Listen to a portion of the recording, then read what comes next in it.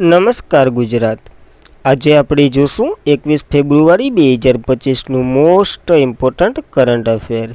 તે પહેલાં ખાસ કરીને ચેનલ ઉપર નવા હોય તો ચેનલને સબસ્ક્રાઈબ કરી લેવી, વિડીયો પસંદ આવે તો લાઈક કરવો અને તમારા મિત્રો સુધી શેર પણ કરી દેવો। તો ચલીએ આજનો ક્લાસ શરૂ કરીએ આપણે। તો કયું રાજ્ય ભારતની પ્રથમ GCC એટલે કે ગ્લોબલ કેપેબિલિટી સેન્ટર્સ નીતિનું અનાવરણ કર્યું છે અથવા તો અપનાવનાર પ્રથમ રાજ્ય બન્યું છે? તો મધ્યપ્રદેશ બન્યું છે પ્રથમ રાજ્ય। યાદ રાખવું, ઇમ્પોર્ટન્ટ પ્રશ્ન છે। તો મધ્યપ્રદેશ દેશની પ્રથમ સમર્પિત ગ્લોબલ કેપેબિલિટી સેન્ટર જે નીતિ 2025 છે એને રજૂ કરી અને ભારતની આર્થિક પરિદૃષ્ટિમાં એક મોટું પગલું ભર્યું છે। આ પહેલનો ઉદ્દેશ્ય જે વૈશ્વિક નવીનતા અને સહયોગ માટે એક મહત્વને મજબૂત બનાવવું, ઇકોસિસ્ટમ જે બનાવી અને બહુરાષ્ટ્રીય કોઓપરેશનને આકર્ષિત કરવાનું છે। ખાસ કરીને ઇન્દોર, ભોપાલ, જબલપુર જેવા ટ્રાયલ 2 શહેરો છે એમાં વ્યવસાય, મૈત્રીપૂર્ણ અને વાતાવરણ, નાગરિકતાને પ્રોત્સાહન આપવું અને માળખાગત વિકાસ પ્રદાન કરવાનું છે। તો યાદ રાખવો, આનો ઉદ્દેશ્ય પણ આપણે આગળ જોવાના છે। એ પહેલાં જોઈ લઈએ GCC એટલે કે જે વૈશ્વિક ક્ષમતા કેન્દ્ર છે એ સ્થાપવાનો ઉદ્દેશ્ય। તો કે આનાથી જે MNC એટલે કે ઇન હાઈ કેન્દ્રને જે ચોક્કસ દેશોમાં સ્થાપિત કરશે। આ કેન્દ્રો IT, finance, SR, RGD, custom support અને ડેટા એનાલિસિસ જેવી કંપનીઓનું સેન્ટર સંચાલિત કરશે। તો યાદ રાખવી, આનાથી આ ફાયદો થશે। ત્યારબાદ મધ્યપ્રદેશની વાત કરી લઈએ તો કેપિટલ ભોપાલ છે, CM તો કે મોહન યાદવ છે અને રાજ્યપાલ મંગુભાઈ છગનભાઈ પટેલ એ ગુજરાતી છે। તો એટલી માહિતી મધ્યપ્રદેશ વિશે યાદ રાખવી। ત્યારબાદ ભારત અને કયા દેશ વચ્ચે ધર્મ ગાર્ડિયન સંયુક્ત લશ્કરી કવાયતની 6ઠ્ઠી આવૃત્તિનું આયોજન કરી રહ્યું છે અને આયોજન જાપાનમાં થઈ રહ્યું છે। તો જાપાન અને ભારત બંને દેશો મળી અને ધર્મ ગાર્ડિયન આયોજન કરી રહ્યું છે। તો ભારતની સેના 25 ફેબ્રુઆરીથી 9 માર્ચ દરમિયાન જાપાનના જે માઉન્ટ ફુજી ખાતે Japan ground step defence force સાથે ધર્મ ગાર્ડિયન કવાયતની 6ઠ્ઠી આવૃત્તિનું આયોજન કરવા માટે તૈયાર થઈ રહ્યું છે। અને આ જાહેરાત જે ભારતીય જનરલ ઉપેન્દ્ર ત્રિવેદીએ ઓક્ટોબર 2024ના જે જાપાનની મુલાકાત બાદ કરવામાં આવી હતી। 2 વર્ષીય એક થતી કવાયત છે, એટલે કે 2 વર્ષમાં એક વખત થઈ। 2024માં અહીંયા કીધું હોય તો 2025નું પાછું જાપાનમાં થઈ રહ્યું છે માઉન્ટ ફુજી ખાતે। તો યાદ રાખવું, જાપાનમાં થઈ રહ્યું છે। જાપાનની વાત કરીએ, કેપિટલ ટોક્યો છે, ચલણ યેન છે અને PM તો કે સેગુરુ ઇશિમ્બા છે। તો યાદ રાખવી, એટલે બેઝિક જાપાન વિશે। હવે કવાયતનો પ્રશ્ન છે તો જોઈ લઈએ 2025ની તમામ કવાયતો રિવિઝન ફોર્મેટમાં। ડેવિલ સ્ટાઇલ ભારતીય સેના અને વાયુસેના બંને વચ્ચે થયું હતું। લા પેરોજ બહુપક્ષીય કસરત છે જેમાં ભારતમાં INS મુંબઈ ફ્રાન્સ દ્વારા એટલે કે ભારતનું તો કે INS મુંબઈએ ભાગ લીધો હતો, ફ્રાન્સ દ્વારા આયોજન થયું હતું ટોટલ 3 થી 4 શહેરોમાં। એક્વેરિયન એક્સરસાઇઝ 13મી આવૃત્તિ ભારત અને માલદીવ વચ્ચે માલદીવમાં આયોજન થયું હતું આ વખતેનું। ત્યારબાદ ટોપેક્સ 2025 ભારતીય સેના, વાયુસેના અને ભારતીય કોસ્ટગાર્ડ ત્રણેય વચ્ચે હિન્દ મહાસાગરમાં યોજાઈ હતી। ચક્રવાત એક્સરસાઇઝ જે ભારતીય સેના અને ઇજિપ્તની સેના વચ્ચે રાજસ્થાનમાં યોજાઈ હતી। વેલ્ડિંગ રાઇડ્સ ભારતીય વાયુસેના અને ભારતીય સેના પૂર્વ કમાન્ડમાં યોજાઈ હતી। ત્યારબાદ કાલે જ આપણે જોયું હતું કોમોડો એક્સરસાઇઝ જે બહુપક્ષીય અભ્યાસ છે। ભારત તરફથી INS શાર્દુલા અને P-81 વિમાને ભાગ લેવા જઈ રહ્યા છે। ઇન્ડોનેશિયામાં થઈ રહ્યું છે, ઇન્ડોનેશિયામાં બાલીમાં। તો યાદ રાખવી, એટલી માહિતી કવાયતોને લઈને। ત્યારબાદ નેક્સ્ટ પ્રશ્ન જોઈએ તો ઇન્ડોનેશિયાએ કોને હરાવી અને પ્રથમ એશિયન મિક્સ ટીમ ટાઇટલ જીત્યું છે? તો ચાઇનાને હરાવી અને આ ટાઇટલ પોતાના નામે કર્યું છે અને ઇન્ડોનેશિયાનું પ્રથમ ટાઇટલ છે આ। તો ઐતિહાસિક વિજયમાં ઇન્ડોનેશિયાએ સીન કિંગદાઓ સ્થિર એટલે કે ગેમનું આયોજન પર ચીનમાં થયું હતું અને સ્ટેડિયમનું નામ કોન્સ્ટેન્ટ સ્પોર્ટ સેન્ટર ખાતે ડિફેન્સ ચેમ્પિયનશિપ યોજાઈ હતી જેમાં ચીને 3-1થી હરાવી તેનું પ્રથમ Asian mix team badminton championship title મેળવ્યું છે ઇન્ડોનેશિયાએ। અને ઇન્ડોનેશિયા હમણાં ઘણું ચર્ચામાં છે કારણ કે ભારત પાસેથી જો બ્રહ્મોસ મિસાઇલ ખરીદી રહ્યું છે, જ્યારે ફિલિપાઇન્સે પ્રથમ વખત ખરીદ્યું। ફિલિપાઇન્સ આગળ આવે છે એટલે વધારે નહીં કહી। ભારત તો કે 5મા સ્થાને રહ્યું છે આમાં। આયોજન તો કે બેડમિન્ટન એસોસિએશન દ્વારા એટલે કે બેડમિન્ટન એશિયાને કર્યું હતું। દર 2 વર્ષે એકવાર થતી ઇવેન્ટ છે। 2017થી શરૂઆત થઈ હતી, શૈલી 2023માં વિયેતનામ વિજેતા હતું। આ વખતે ઇન્ડોનેશિયા છે, તો એ યાદ રાખવી।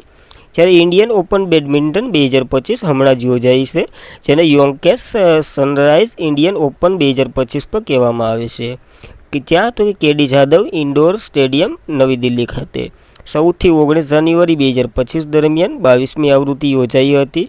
મેન્સ સિંગલ તો કે વિક્સ્ટલ એક્સેલન્સ જે ડેનમાર્કના છે, વિમેન્સ સિંગલ તો કે એનસે યંગ જે સાઉથ કોરિયાના છે.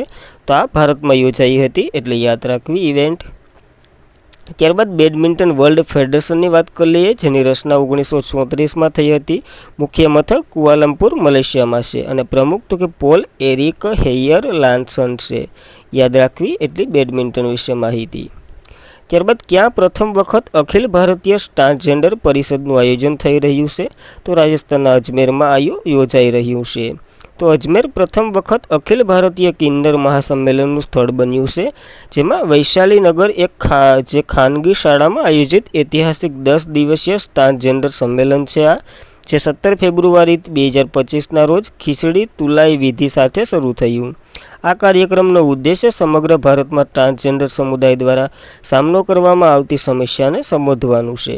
તો યાદ રાખવું. અને આમાં એક મહત્વના વ્યક્તિ અજમેરના ટ્રાન્સજેન્ડર સમુદાયના એક આદરણીય વ્યક્તિ ગદીપંત સાલોની નાયકના માર્ગદર્શન હેઠળ અનિતાબાઈની યાદમાં આયોજન કરવામાં આવી રહ્યું છે ટ્રાન્સજેન્ડર સંમેલન. યાદ રાખવું, અજમેરમાં યોજાઈ રહ્યું છે. ત્યારબાદ તો કે થોડાક ટ્રાન્સજેન્ડરના પ્રશ્નો જોઈ લઈએ. ટ્રાન્સજેન્ડર એટલે કિન્નર, એ તો તમને ખ્યાલ જ હશે.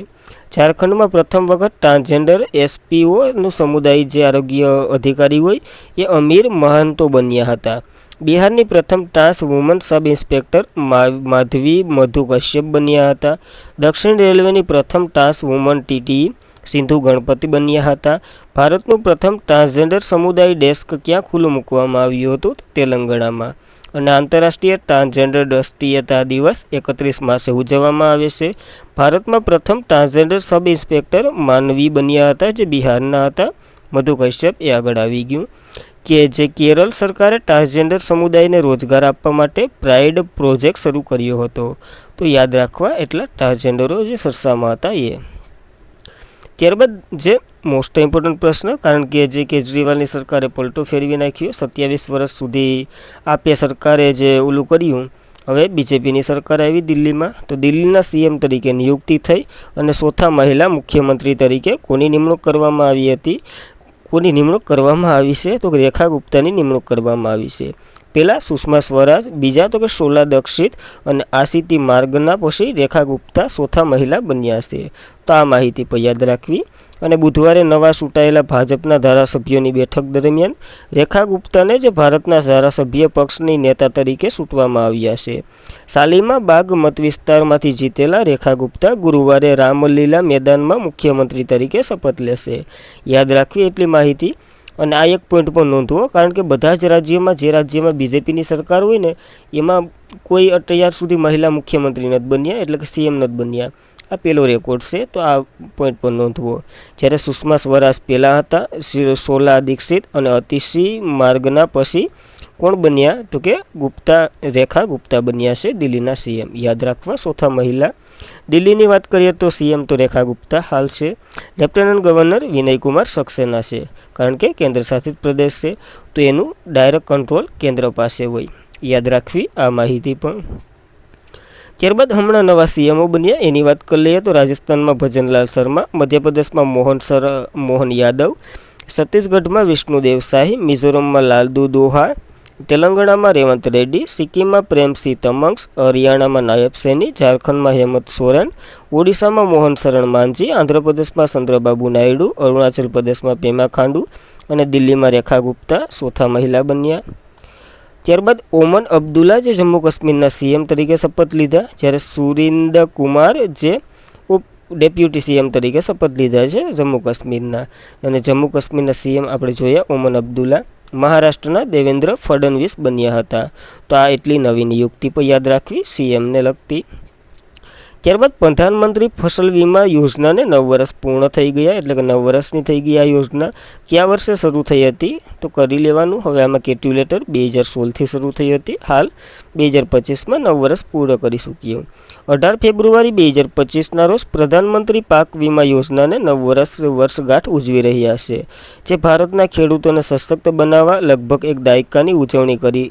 એક દાયકો તો નથી કમ્પ્લીટ થયો, આવું લખેલું છે. 2016માં શરૂ થઈ હતી. પ્રધાનમંત્રી શ્રી નરેન્દ્ર મોદીએ આની શરૂઆત કરી હતી. આનો ઉદ્દેશ્ય તો કે આ યોજના અણધારી કુદરતી આફતના કારણે થતા પાકના નુકસાન સામે વ્યાપક રક્ષણ પૂરું પાડવું. એક ટાઈપનું વીમા ટાઈપનું જ છે. કેનું તો કે પાકનું. આ સુરક્ષા ખેડૂતોની આવકની સ્થિતિ કરે અને એટલું જ નહીં પરંતુ તેની નવીન પદ્ધતિઓ અપનાવવા માટે પ્રોત્સાહિત કરે ખેડૂતોને. એના માટેની આ એક યોજના છે. સંપૂર્ણ ડિટેલ જોઈ લઈએ, કારણ કે 2025-26ના બજેટમાં ઉલ્લેખ કરેલો છે, તો પૂછાવાની સંભાવના પૂરેપૂરી છે. આ યોજના માટે 60,900,515 એટલે કે 70,000 જેટલું 70 કરોડનું બજેટ ફાળવવામાં આવ્યું છે. ખેડૂતોને ખરીફ પાકમાં 2%ની સબસિડી મળશે, રવિ પાકમાં 1.5%ની અને બાગાયતી પાકોમાં 5% પ્રીમિયમ ચૂકવવાનું. એ પછી એને વળતર મળે એ પ્રમાણે. આમાં દુષ્કાળ, વાવાઝોડું, રોગ વગેરે કોઈપણ નુકસાન વીમા રક્ષણ પૂરું પાડવામાં આવશે. અતિવૃષ્ટિ, ભૂસ્ખલન જેવી આપત્તિમાં પાક કાપ્યાના 14 દિવસ સુધી રક્ષણ પૂરું પાડવામાં આવશે. અને જો પ્રકૃતિ હવામાનના કારણે વાવણી શક્ય ન હોય તો વીમાની રકમ 25% સુધી દાવો ઉપલબ્ધ છે. તો આવી કંઈક આ યોજના છે, પ્રધાનમંત્રી ફસલ વીમા યોજના. યાદ રાખવી, 2016માં શરૂ થઈ હતી. ત્યારબાદ તાજેતરમાં કયા દેશમાં તમિલ કવિ તિરુવલ્લવરની પ્રતિમાનું અનાવરણ કરવામાં આવ્યું છે? તો ફિલિપાઇન્સમાં કરવામાં આવ્યું છે. અને ફિલિપાઇન્સ ખૂબ ચર્ચામાં છે, તમને ખબર છે. હમણાં જ $200 મિલિયન જે 200 મિલિયનની શું કહેવાય, આપણે આકાશ મિસાઇલ પર ફિલિપાઇન્સને વેચી રહ્યા છે. અને પેલી બ્રહ્મોસ મિસાઇલ પર ફિલિપાઇન્સને વેચી હતી. ત્યારબાદ ઇન્ડોનેશિયા સાથે કરાર થયા હતા, તો એ પણ જોવું. તો 16 ફેબ્રુઆરી 2025ના રોજ ફિલિપાઇન્સમાં સેબુમાં તમિલ કવિ તિરુવલ્લવરની પ્રતિમાનું અનાવરણ કરવામાં આવ્યું. ભારત અને ફિલિપાઇન્સ વચ્ચે રાજદ્વારી સંબંધો 75મી વર્ષગાંઠની ઉજવણી કરવામાં આવી અને આ પ્રતિમાનું અનાવરણ કરવામાં આવ્યું. તિરુવલ્લમ એક કવિ છે જે દાર્શનિક હતા, જેમણે તમિલો દ્વારા સાંસ્કૃતિક પ્રતીકો તરીકે પૂજનીય માને છે અને તમિલ લોકો તેમને પ્રેમથી વલ્લુવર કહે છે. તે સૌથી પ્રખ્યાત કૃતિ તિરુવકુલ્લરન છે, જે નીતિશાસ્ત્ર, રાજકારણ, અર્થશાસ્ત્ર, પ્રેમ પર દોહાઓની સંગ્રહ છે. તો ખાસ કરીને એટલું યાદ રાખવું, ફિલિપાઇન્સમાં અનાવરણ થયું છે પ્રતિમાનું. ફિલિપાઇન્સની વાત કરીએ તો કેપિટલ મનીલા છે. અહીં જ એશિયન ડેવલપમેન્ટ બેંકનું હેડક્વાર્ટર પર છે. સલામ તો કે ફિલિપાઇન્સ પેસો છે. પ્રમુખ તો કે બોંગ માર્કોન્સ છે. તો યાદ રાખવી, એટલે ફિલિપાઇન્સ ખૂબ ચર્ચામાં છે, તમને આગળ ચર્ચા કરી દીધી. ત્યારબાદ આવી થોડીક પ્રતિમાઓ જોઈ લઈએ તો હનુમાનજીની પ્રતિમા સ્ટેચ્યુ ઓફ યુનિટી એ સ્થાપિત કરવામાં આવી હતી. ક્યાં? તો કે US ખાતે. 90 ફૂટ ઊંચી હતી. આસામમાં લસિત બોરફૂરની 125 ફૂટની પ્રતિમાની ઉજવણી એટલે કે અનાવરણ થયું હતું. સૂર્યની પ્રતિમા નામ આપવામાં આવ્યું હતું.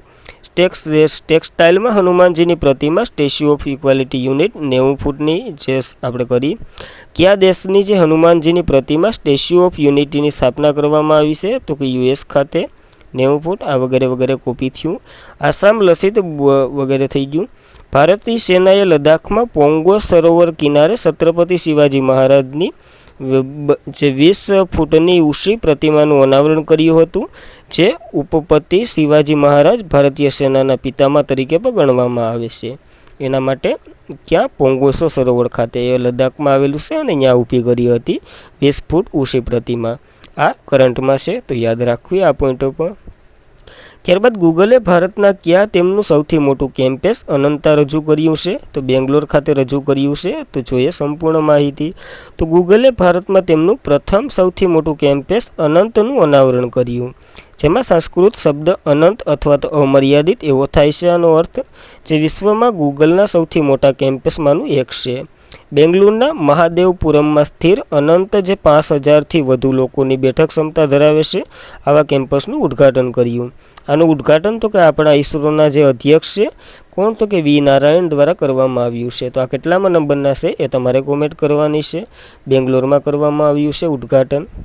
ત્યારબાદ આનો ઉદ્દેશ્ય તો કે અનંતા એ Google search, map, AI, Android, Google Pay, count અને બહુ વિભાગીય સહયોગ માટે વધુ એપ્લિકેશન સહિત વિવિધ વિભાગોમાં કામ કરશે.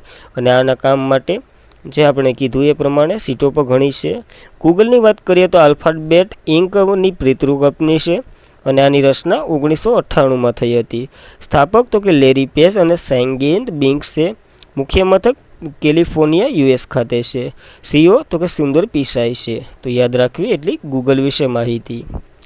ત્યારબાદ ક્યાં ભારતના પ્રથમ ઓપન એર આર્ટ વોલ મ્યુઝિયમનું ઉદ્ઘાટન કરવામાં આવ્યું છે? તો આ ઉદ્ઘાટન નવી દિલ્હી ખાતે થયું છે.